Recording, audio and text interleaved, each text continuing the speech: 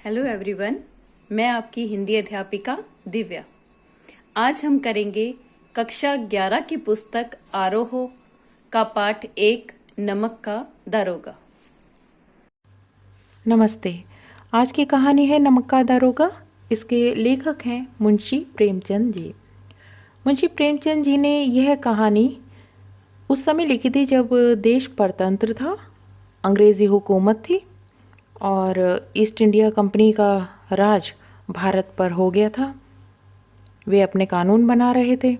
उन्हीं में से एक कानून उन्होंने नमक का बनाया, क्योंकि वे चाहते थे कि ज़्यादा से ज़्यादा का जो नमक है वह आयात किया जाए और हैवी टैक्सेस लगा दिए थे, बहुत कर लगा दिया था उस पर, नमक पर।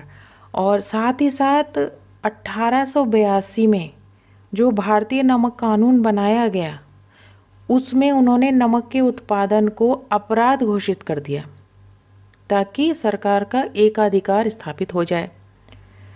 आपको याद होगा 1930 में गांधी जी ने दांडी मार्च किया था।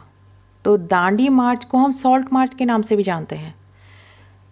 यह उन्होंने इसी नमक के कानून को तोड़ने के लिए किया था। अब हम कहानी की ओर वापस जाते हैं। लेखक ने यह कहानी उसी समय में लिखी है जब नमक कानून बनाया गया था और इस नमक कानून को लागू करने के लिए नमक विभाग बने। नमक विभाग में किसी भी पद पर कार्य करने के लिए हर कोई ललचाता था, कारण कि उस विभाग में सबसे ज़्यादा ऊपरी आय हुआ करती थी। लेखक ने इस विभाग की प्रतिष्ठा बताते हुए कहानी को शुरू किया है। यह कहानी धन के ऊपर धर्म की जीत की कहानी है। धन और धर्म को हम सद्वृत्ति और असद्वृत्ति भी कह सकते हैं, बुराई और अच्छाई भी कह सकते हैं, असत्य और सत्य भी कह सकते हैं। तो कहानी में इनका प्रतिनिधित्व क्रमशः पंडित आलोपीदीन और मुंशी वंशीधर नामक पात्रों ने किया है। मुंशी वंशीधर ईमानदार हैं, कर्मयोगी हैं और उनको खरीदने में पंडित आलोपीदीन जब असफल हो जाते हैं तो अपने धन की महिमा का उपयोग कर नौकरी से ही निकलवा देते हैं वंशीधर को।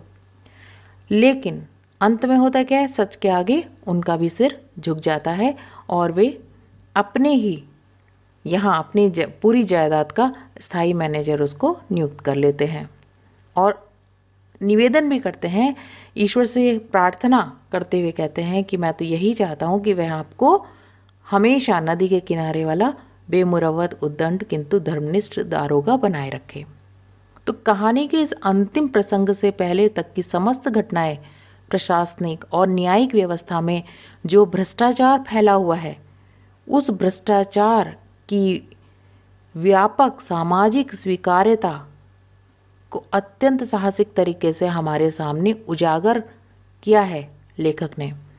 और लेखक ने आज से इतने साल पहले जो बातें, उस समय का जो यथार्थ दिखाया है, यह कहानी आज भी उतनी ही प्रासंगिक लगती है, आज के संदर्भों में भी, क्योंकि आज भी उसी तरह का भ्रष्टाचार हर महकमे में आपको मिलेगा, हर जगह फैला हुआ है। तो आगे जो इस कहानी में लेखक ने जो दिखाने की कोशिश की है कि एक ईमानदार व्यक्ति अभिमन्यु के समान निहत्थे और अकेले पड़ जाता है, और उन्होंने सिर्फ इतना ही नहीं दिखाया, उन्होंने यह भी चाहा कि जो यथार्थवाद कि हमारा पूरा सिस्टम ही करप्ट है, हमारे पूरी समाज में इस तरह की अव्यवस्था है, तो इससे मनुष्य निराश हो जाता है। तो वे कहते हैं, वे भी मानते हैं इस बात को कि ऐसा यथार्थवाद जो हमको निराशावादी बना देता है, मानव चरित्र पर से हमारा विश्वास उठ जाता है और हमको चारों ओर बुराई ही बुराई नज़र आने लगती है। तो इसलिए इस कहानी का अंत उन्होंने सत्य की जीत के साथ किया है और उनका उद्देश्य यही है कि इस कहानी से सीख लेके समाज ईमानदारी और सच का ही रास्ता अपनाए। पाठ शुरू करते हैं और मैं अल्पना वर्मा यहाँ इसे व्याख्या सहित प्रस्तुत कर रही हूँ। जब नमक का नया विभाग बना और ईश्वर प्रदत्त वस्तु के व्यवहार करने का निषेध हो गया तो लोग चोरी छुपे इसका व्यापार करने लगे। ईश्वर प्रदत्त वस्तु, ईश्वर के द्वारा दी गई चीज़ नमक, उसके लेन देन पर मनाही हो गई। निषेध मीन्स मनाही। तो लोगों ने क्या किया, चोरी छुपे उसका व्यापार करना शुरू किया। अब जब कोई काम चोरी छुपे होता है तो वो सीधे सीधे रास्ते तो होता नहीं है, अनेक प्रकार के छल प्रपंचों का सूत्रपात हुआ, यानी धोखा और मक्कारी का काम भी शुरू हो गया। कोई घूस से काम निकालता था, यानी कोई रिश्वत देता था, कोई चालाकी से, अपने कोई अलग तरीकों से। अधिकारियों के पौ बारह थे, मज़े थे, यानी लाभ के अवसर मिल गए थे उनको। पटवारीगिरी का सर्वसम्मानित पद छोड़ छोड़ कर लोग इस विभाग की बरकंदाजी, यानी जो एक सिपाही बंदूक लेके खड़ा रहता है उस पद पर भी नौकरी करने को तैयार थे, पटवारीगिरी छोड़कर। यानी इतनी इज्जत वाली नौकरी को छोड़कर, उस पद को छोड़कर इस विभाग में किसी भी पद पर वे नौकरी करना चाहते थे। ये इस पद की प्रतिष्ठा थी। इसके दारोगा पद के लिए तो वकीलों का भी जी ललचाता था, यानी वे भी लालायित रहते थे कि भाई हमें ये पद किसी तरह से मिल जाए।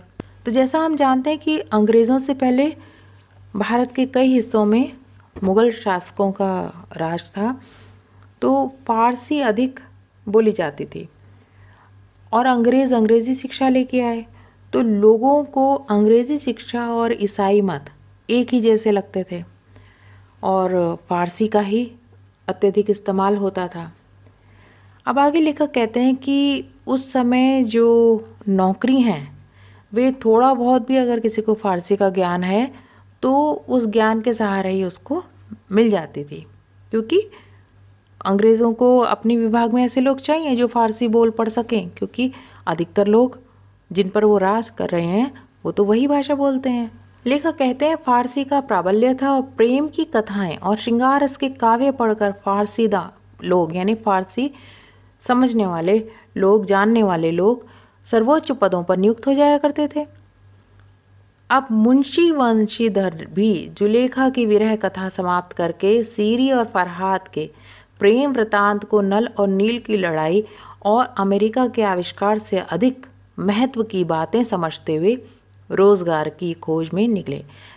यहाँ लेखक यह कहना चाह रहे हैं कि मुंशी वंशीधर ने अपनी पढ़ाई समाप्त कर ली थी और अब क्योंकि उन्होंने फारसी का भी ज्ञान हासिल किया था तो उस फारसी के सहारे उन्हें कुछ उम्मीद थी कि शायद कोई नौकरी उनको मिल जाएगी, तो नौकरी की तलाश में वे निकले।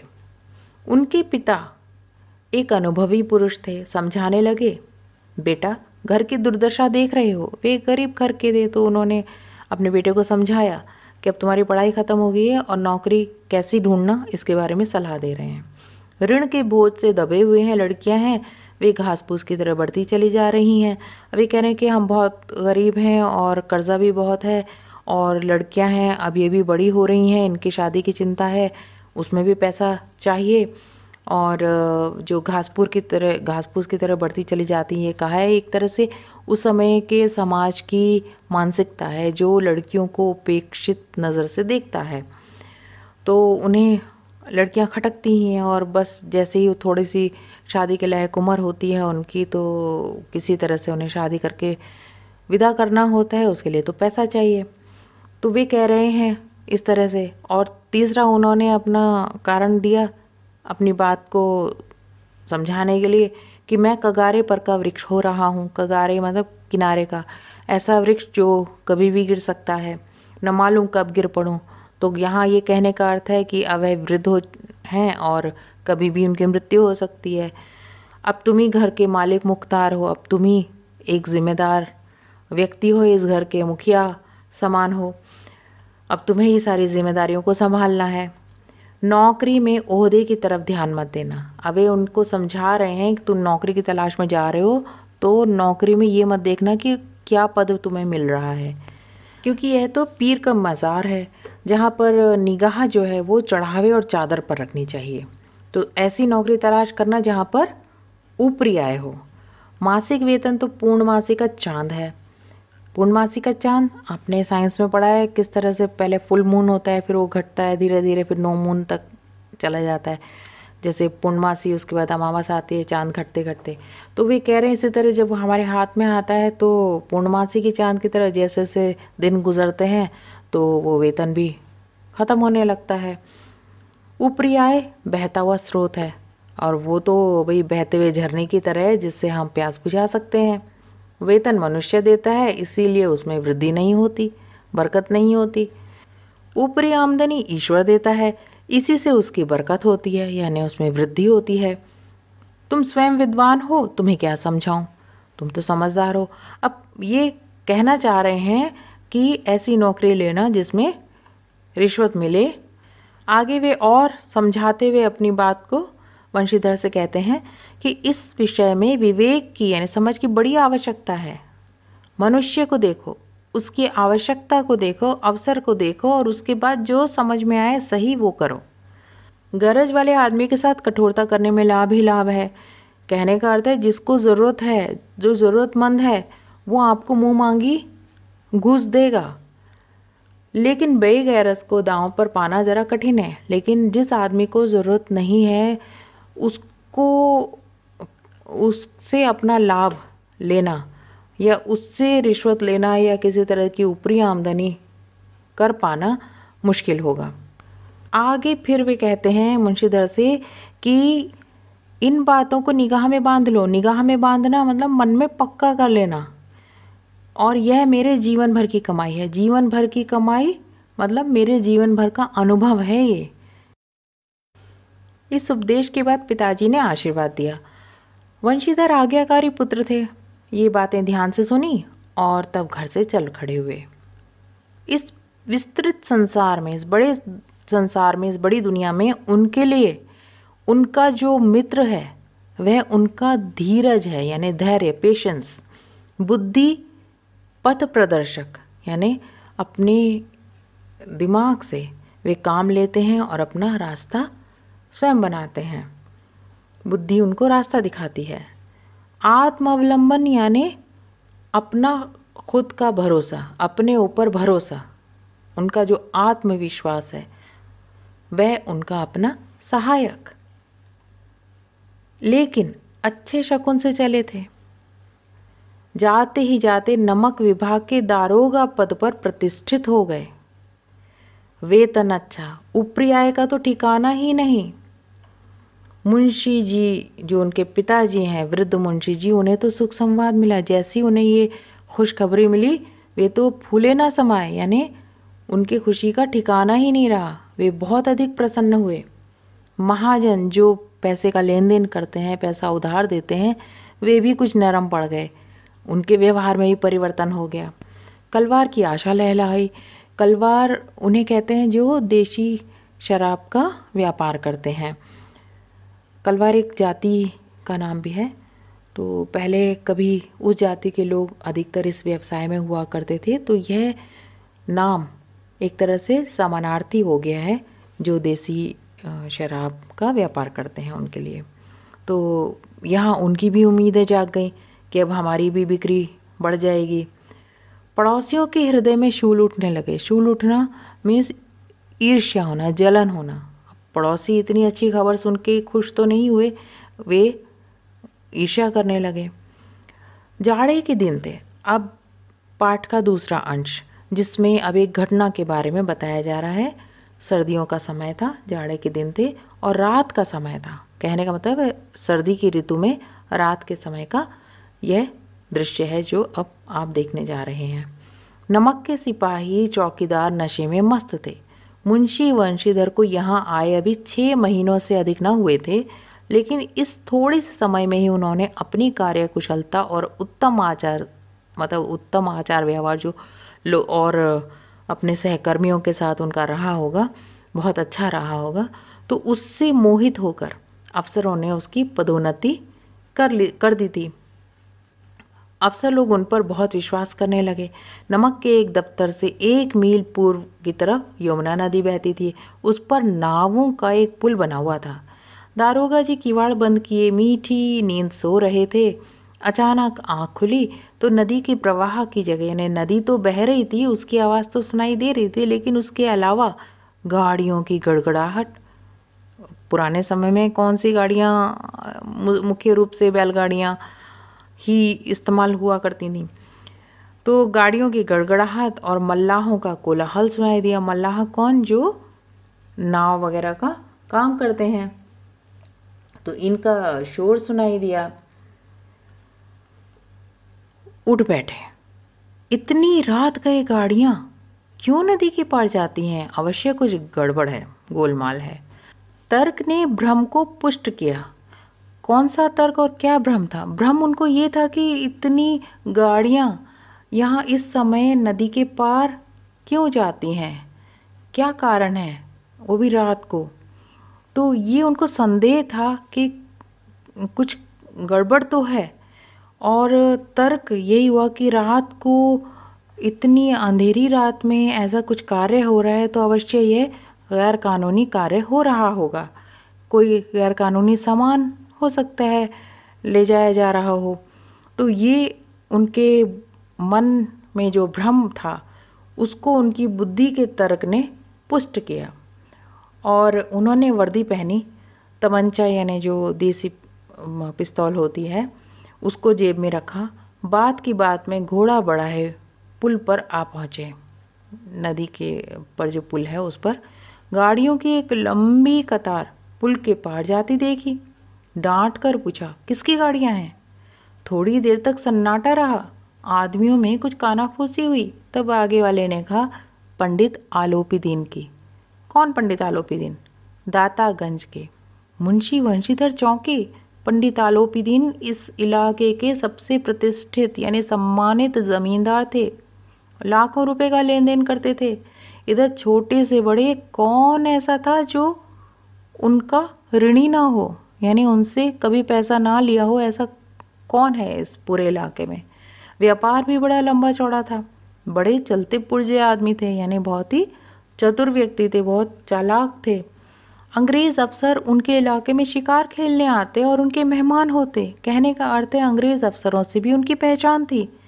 बारहों मास सदाव्रत चलता, यानी पूरे साल वे अन्न बांटा करते थे, भोजन खिलाया करते थे, भोजन बांटा करते थे। मुंशी ने पूछा, गाड़ियां कहाँ जाएंगी? उत्तर मिला, कानपुर। लेकिन इस प्रश्न पर कि इनमें क्या है, सन्नाटा छा गया। दारोगा साहब का शक और बढ़ गया। कुछ देर तक तो उन्होंने इंतज़ार किया कि कोई उत्तर मिलेगा, और उसके बाद वे ज़ोर से बोले, क्या तुम सब गूंगे हो गए हो? हम पूछते हैं इनमें क्या लदा है। इस बार भी कोई उत्तर नहीं मिला। तो उन्होंने घोड़े को एक गाड़ी से मिलाकर बोरे को टटोला। भ्रम दूर हो गया। वह नमक के ढेले थे, यानी उन बोरों में नमक भर के ले जाया जा रहा था। पंडित आलोपीदीन अपने सजीले रथ पर सवार कुछ सोते कुछ जागते चले आते थे। अचानक कई गाड़ी वालों ने घबराए हुए आकर जगाया। बोले, महाराज, दारोगा ने गाड़ियां रोक दी हैं और घाट पर खड़े आपको बुलाते हैं। पंडित आलोपीदीन को तो लक्ष्मी जी पर अखंड विश्वास था, यानी वे जानते थे, समझते थे और उन्हें पूरा यकीन था कि पैसे से सब कुछ हो सकता है। वह कहा करते कि संसार का तो कहना ही क्या, स्वर्ग में भी लक्ष्मी का ही राज्य है। उनका यह कहना यथार्थ ही था, यह सच था, क्योंकि पैसे से आज की दुनिया में कुछ भी खरीदा जा सकता है, ऐसा ही वे सोचते थे। न्याय और नीति सब लक्ष्मी के ही तो खिलौने हैं। इन्हें वह जैसे चाहती है नचाती है, यानी पैसे से आप न्याय खरीद सकते हो, नीति खरीद सकते हो। लेटे ही लेटे गर्व से बोले, चलो हम आते हैं। यह कहकर पंडित जी ने बड़ी निश्चिंतता से पान की बीड़े लगाकर खाए। फिर लिहाफ ओढ़े, जो लिहाफ होती है सर्दियों में, जो पतली सी रजाई हम ओढ़ते ना, उसको लिहाफ ओढ़े। दारोगा के पास आकर बोले, बाबूजी आशीर्वाद। कहिए, हमसे ऐसा कौन सा अपराध हुआ कि गाड़ियां रोक दी गई? हम ब्राह्मणों पर तो आपकी कृपा दृष्टि रहनी चाहिए। तो अब एक तरह से वे फेवर चाह रहे हैं उनसे अपने लिए। और वंशीधर का क्या जवाब था? वंशीधर रुखाई से बोले, सरकारी हुक्म, यानी ये तो सरकारी हुक्म है, मैंने अपनी मर्जी से कुछ नहीं किया है। पंडित आलोपी दीन ने हंसकर कहा, हम सरकारी हुक्म को नहीं जानते, न सरकार को। हमारे सरकार तो आप ही हैं। हमारा और आपका तो घर का मामला है। हम कभी आपसे बाहर हो सकते हैं? आपने व्यर्थ का कष्ट उठाया, आपने बेकार में ही परेशानी उठाई हमें रोककर। हम तो आपके घर के ही हैं, घर के ही जैसे हैं, ये तो घर की बात है।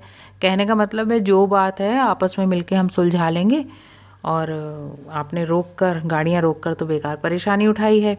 यह हो ही नहीं सकता कि इधर से जाएं और इस घाट के देवता को भेंट ना चढ़ावें। मीन्स घाट का देवता कौन है? यहाँ इस चौकी का इंस्पेक्टर। मैं तो आपकी सेवा में स्वयं ही आ रहा था। मतलब मैं तो आपको जो भेंट देना चाह रहा था वो अपने हाथ से ही देना चाह रहा था, और मैं खुद ही आने वाला था। इस तरह से बातें बना रहे हैं।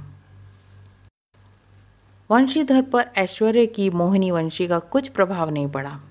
तो जो इतना कुछ कहा, वंशीधर पर कुछ फर्क नहीं पड़ा। उसका पैसा, उसका जो ऐश्वर्य है, उसका उस पर कोई असर नहीं पड़ा। ईमानदारी की नई उमंग थी, नई नई नौकरी थी, ईमानदारी का जोश था ही उसको। कड़क कर बोले, हम उन नमक हरामों में नहीं हैं जो कौड़ियों पर अपना ईमान बेचते फिरते हैं। कौड़ी बहुत ही कम मूल्य की जो होती हैं। पहले कौड़ियों में भी लेन देन चलता था। तो कह रहे हैं कि हम ऐसे नहीं जो इतने सस्ते में अपना ईमान बेचते फिरें। आप इस समय हिरासत में हैं। आपको कायदे से के अनुसार चालान होगा, मतलब आपका जो चालान कटेगा वो नियम के अनुसार ही कटेगा। बस मुझे अधिक बातों की फुर्सत नहीं है। जमादार बदलू सिंह, फिर उन्होंने अपने जो सिपाही है उसको बुलाया, तुम इन्हें हिरासत में ले लो और ये मेरा हुक्म है। पंडित आलोपी दीन स्तंभित हो गए, आश्चर्यचकित हो गए, एकदम हक्के बक्के रह गए। गाड़ी वालों में हलचल मच गई। पंडित जी के जीवन में कदाचित यह पहला ही अवसर था कि ऐसी कठोर बातें उन्हें सुननी पड़ी। बदुल्ला सिंह जैसे ही आगे बढ़ा, किंतु रोप के मारे यह साहस न हुआ कि उनका हाथ पकड़ सके। किसका रोप था? पंडित आलोपी दीन का रोप था अपना। तो उसकी हिम्मत ही नहीं हुई। पंडित जी ने धर्म को धन का ऐसा निरादर करते हुए कभी ना देखा था कि इस तरह से उसने अपने कर्तव्य धर्म के आगे उनका जो प्रस्ताव था, पैसे का प्रस्ताव था, वो ठुकरा दिया था। विचार किया कि यह अभी उद्दंड लड़का है, इतनी आसानी से मानेगा नहीं, जिद्दी है, माया मोह के जाल में अभी पड़ा नहीं है। पैसे, धन संपत्ति, ऐश्वर्य का उसको लालच अभी है ही नहीं है। अल्लड़ है, बच्चा है, झिझकता है, शायद सीधे सीधे कह नहीं पा रहा है। बहुत दीन भाव से बोले, बाबू साहब ऐसा ना कीजिए, हम मिट जाएंगे, इज्जत धूल में मिल जाएगी। हमारा अपमान करने से आपके हाथ क्या आएगा? हम किसी तरह आपसे बाहर थोड़े ही हैं। अब वे अपनी जो बात करने की जो टेक्निक है उसमें थोड़ा सा चेंज करते हैं और बहुत ही दीनता के साथ बोलते हैं कि शायद ये इस दीनता भाव से बोलूँगा तो ये मान जाएगा और इज़्ज़त धूल में मिल जाएगी, यानी अब हमारा मान सम्मान जो है लोग करेंगे नहीं, अगर इस तरह से आप हमारे साथ व्यवहार करेंगे, हमें गिरफ्तार करेंगे। लेकिन वंशीधर तो कुछ नहीं सुनता। वह कठोर स्वर में कहता है, हम ऐसी बातें नहीं सुनना चाहते। आलोपी दीन ने जिस सहारे को चट्टान समझ रखा था वह पैरों के नीचे खिसकता हुआ मालूम हुआ। किस सहारे को चट्टान समझा था? उनके धन की शक्ति को चट्टान समझा था। उनका समाज में जो मान सम्मान था, नाम था, उसको उन्होंने अपना सहारा समझा हुआ था। अब उनके स्वाभिमान और धन ऐश्वर्य को कड़ी चोट लगी थी। लेकिन फिर भी उनके मन में कहीं ना कहीं ये बात थी कि पैसा सब कुछ कर सकता है, पैसे से मैं सब कुछ खरीद सकता हूँ। धन की सांख्यिक शक्ति पर उनको भरोसा था। सांख्यिक शक्ति जो आंकड़ों की शक्ति, यानी बहुत अधिक धन की शक्ति, तो उस पर पूरा भरोसा था। उन्होंने इसी शक्ति का प्रयोग करने की सोची और अपने मुख्तार से बोले। मुख्तार जो जूनियर वकील के स्टेटस का होता है, जो बड़ा वकील होता है अदालतों में, उससे छोटे लेवल का जूनियर वकील कह सकते हो आप। मुख्तार से बोले, लाला जी 1000 के नोट बाबू साहब की भेंट करो। आप इस समय भूखे सिंह हो रखे हैं। यहाँ भूखा सिंह इन्होंने वंशीधर को कहा है, क्योंकि अभी भी आलोपीदीन को ऐसा लग रहा है कि अगर इसको थोड़ा सा अधिक पैसा दिया जाएगा तो यह मेरी बात मान लेगा। और वंशीधर ने इस बात को सुनते ही गुस्सा होकर कहा, गर्म होकर कहा, गुस्सा होकर कहा, 1,000 नहीं 1,00,000 भी मुझे सच्चे रास्ते से नहीं हटा सकता। धर्म की इस बुद्धिहीन दृढ़ता और देव दुर्लभ त्याग पर मन बहुत झुंझलाया। धर्म की बुद्धिहीन दृढ़ता किसकी? वंशीधर, जिस कर्तव्य का पालन करने के लिए अपने रास्ते पर डटा हुआ है, यह उसकी दृढ़ता है। वह अपने दिमाग से नहीं सोच रहा, वह सिर्फ अपने कर्तव्य का पालन कर रहा है। पैसे देखकर भी उसके मन में लालच नहीं आया, माया मोह में नहीं पड़ा। यह देवता का गुण है, यह देवता के समान दुर्लभ एक गुण है, इस प्रकार का त्याग कर पाना। तो इस बात को देख समझकर आलोपीदीन झुंझला जाते हैं। अब दोनों शक्तियों में संग्राम होने लगा। धन ने उछल उछल कर आक्रमण करने शुरू कर दिए, अर्थात अब आलोपीदीन ने पैसे को बढ़ाना शुरू कर दिया, यानी पैसे की जो रकम है उसको बढ़ाकर बोलना शुरू कर दिया कि चलो 1,000 नहीं तो 5,000 ले लो, 5 से 10,000, 10 से 15, 15 से 20 का ऑफर दिया, 20,000 तक बात हो गई। किंतु धर्म अलौकिक वीरता के साथ बहुसंख्यक सेना के सम्मुख अकेला पर्वत की भांति अटल अविचलित खड़ा रहा। धर्म यहाँ वंशीधर है, क्योंकि कर्तव्य धर्म का पालन करते हुए वह उसके सारे प्रस्तावों को ठुकराता जा रहा है। बहुसंख्यक सेना के सम्मुख अकेला, यह कर्तव्य धर्म का पालन करने वाला वंशीधर है। बहुसंख्यक सेना किसकी है? आलोपीदीन के प्रस्तावों की, जो वो पैसे को बढ़ाते जा रहे हैं, बड़ी रिश्वत देना चाहते हैं, लेकिन वह इस माया मोह में नहीं पड़ा और किसी भी तरह के आकर्षण से प्रभावित नहीं होता है। आलोपीदीन निराश हो जाते हैं और कहते हैं, अब इससे अधिक मेरा साहस नहीं है, आगे आपको अधिकार है। 20,000 की बात हो गई। वंशीधर ने अपने जमादार को ललकारा, जिसको इन्होंने पहले भी बुलाया था, बदलू सिंह। बदलू सिंह मन में दरोगा जी को गालियां देता हुआ पंडित आलोपीदीन की ओर बढ़ा। वो गालियां क्यों दे रहा था? क्योंकि उसने रिश्वत नहीं ली, क्योंकि अगर वह रिश्वत लेता तो सब में बंटती, उसको भी मिलते। पंडित जी घबराकर 2-3 कदम पीछे हट गए और अत्यंत दीनता से बोले, बाबू साहब, ईश्वर के लिए मुझ पर दया कीजिए, मैं 25,000 पर निपटारा करने को तैयार हूँ। यानी 25,000 की रिश्वत देने को तैयार हो गए। और घबराए किस लिए थे? कि उनको लगा कि अब गिरफ्तार हो गए तो लोग उनका मजाक बनाएंगे और समाज में जो इज्जत बनी है वो भी धूल में मिल जाएगी। वंशीधर ने 25,000 सुनकर भी मना कर दिया, कहते हैं असंभव बात है। फिर ऑफर किया 30,000 पर। वंशीधर ने कहा, नहीं भाई, किसी तरह संभव नहीं। क्या 40,000 पर भी नहीं? 40,000 नहीं, 40 लाख पर भी असंभव है। वंशीधर ने सीधी बात कह दी और कहा, बदलू सिंह, इस आदमी को हिरासत में ले लो, अब मैं एक शब्द भी नहीं सुनना चाहता। धर्म ने धन को पैरों तले कुचल डाला। कहने का अर्थ है, धर्म की जीत दिखाई देने लगी थी। आलोपीदीन ने एक हृष्ट पुष्ट मनुष्य को हथकड़ियां लिए हुए अपनी तरफ आते देखा। चारों ओर निराश और कातर दृष्टि से देखने लगे, क्योंकि वे घबरा गए थे और इसके बाद मूर्छित होकर बेहोश होकर गिर पड़े। तो यह था कहानी का पहला भाग। आशा है यह कहानी आपको यहाँ तक अच्छे से समझ में आ गई होगी। कहानी के अगले और अंतिम भाग को हम भाग 2 में प्रस्तुत करेंगे। तब तक के लिए नमस्कार।